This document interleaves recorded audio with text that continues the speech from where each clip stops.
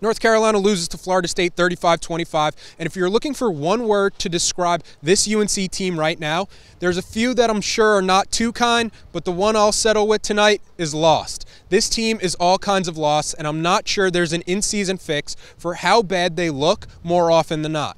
The Virginia Tech game, sure, it could be written off as a fluke if it was a standalone, but that was followed up by a disastrous performance in Atlanta against Georgia Tech, and that was followed up by another dreadful showing tonight against Florida State.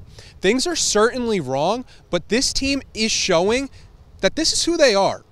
I think the regression to get to this point has reached levels for Mack Brown and Bubba Cunningham to start having the tough conversations on the future of this program to save any sort of momentum they've already built. The offensive line can't create any sort of push, and when you're losing that badly at the line of scrimmage, it's like, good luck trying to do anything else.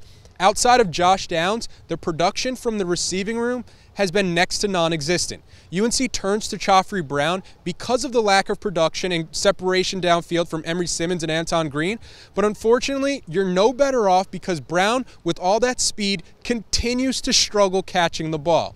You have opposing receivers running free with coverage lapses, poor tackling angles, and the mobile quarterback just continuing to be a thorn in the side of the Carolina defense. Jordan Travis finished with 121 rushing yards on 14 carries. Outside of the Duke game, the defense for Carolina has made average to below average quarterbacks look like All-Americans against them.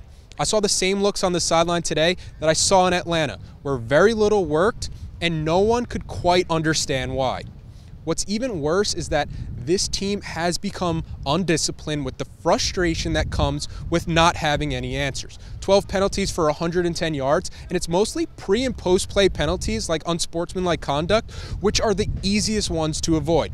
It's disheartening football to watch, and it's about time for some kind of changes when you get waxed by an FSU team that lost to Jacksonville State, because if you think these type of performances won't pop up again, you're sorely mistaken. That's all I've got for you. So for Inside Carolina, I'm Taylor Vippolis, signing off from Kenan Stadium.